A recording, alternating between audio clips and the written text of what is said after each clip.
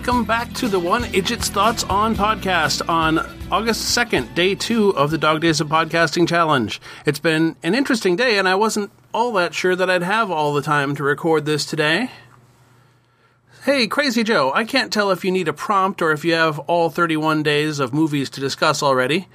Despite the fact I've declared this month to be all Gravity Falls, I was curious if you had any recollections about one of the other shows I've been watching of late, Whiz Kids. I realize it's possible you don't have any history with the show, but I figure it can't hurt to ask. And Mad Marv. At the TV station, we've had that same phenomenon with younger staff. Our production department has had a bunch of turnover this past year. Staffers would come on, get lots of great experience in shooting documentary programs, and have now moved on to bigger markets. It's great for them, but not as great here. But it's not my department, so I don't have to deal directly with the gaps left behind, at least. And regarding your question, I guess I never really considered a Muppets product similar to Star Trek. My preference would probably be Lord of the Rings. I think the fantasy element would be fun, though I'm not sure what characters would play what roles. Better than Star Trek, though. I can't even picture what that would be like. Pigs in space! Well, it's getting late, so I suppose I'd better get down to the main event for tonight. Gravity Falls, Season 1, Episode 14, Bottomless Pit, originally aired March 1st, 2013. And here's a summary. Stan, Soos, and the twins drive over to the bottomless pit, and after some debate over whether a pit can indeed be bottomless, start throwing in things they want to get rid of. A storm comes up, and when Stan delays getting away from the pit, they all fall in. After screaming and falling for a while, they discover plummeting to be dull, and they wind up telling stories. First up, Dipper tells the story voiceover, in which Dipper feels insecure about his cracking voice, and takes a magic potion from Old Man McGucket, and transforms his voice into a commercial reader's voice. When everyone is weirded out, he declines to take a second potion and reverts back to his normal voice. In Soos's really great pinball story, they tilt Stan's pinball machine to get Soos a high score, and the machine shrinks them down and brings them inside the machine.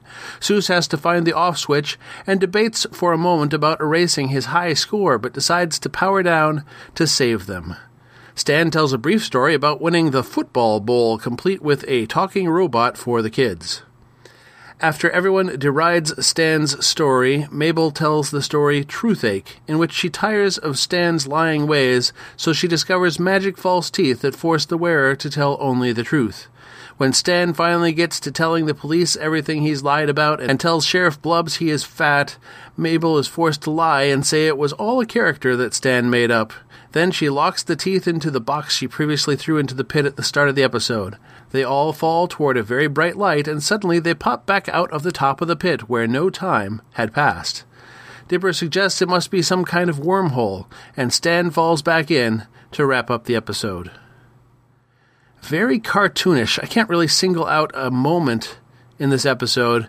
It's all deeply cartoonish this time around. And my favorite line...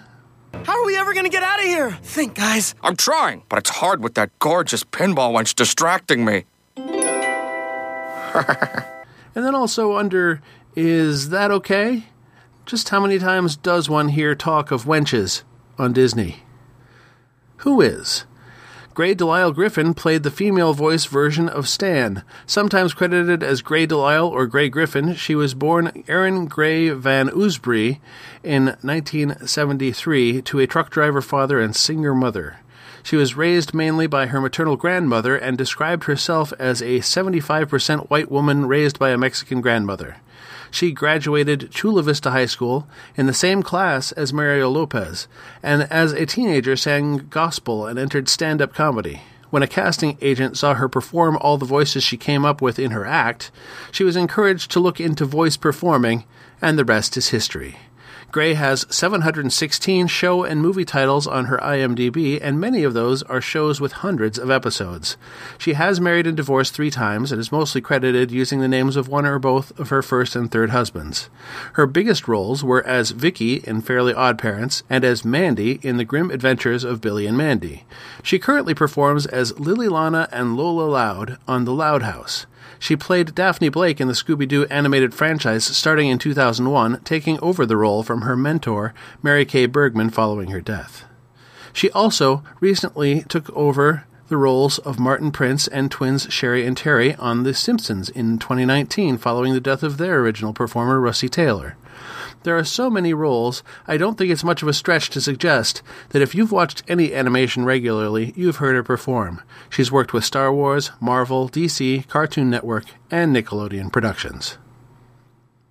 What worked? Clearly, behind the scenes there were some storylines they had laid out that didn't make for a full episode each. I really appreciated they wasted little time getting into the framing device and even tied the Bottomless Pit into the wrap-up of the Truthache substory. What didn't work?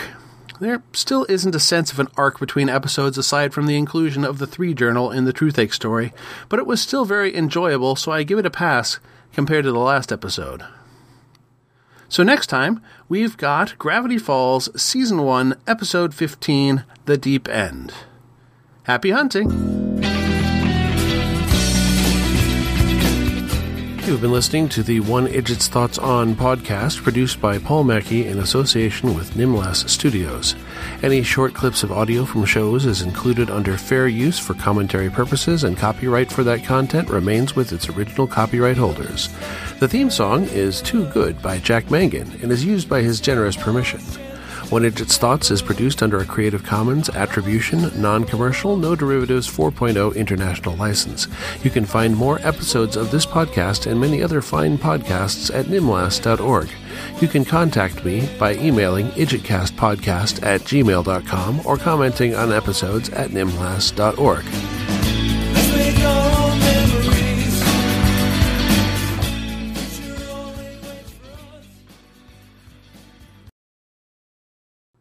Sue seemed kind of surprised there was a slice of pizza in that VCR. Did he put it in there and then forget until he could surprise himself with the snack later on? It's plausible.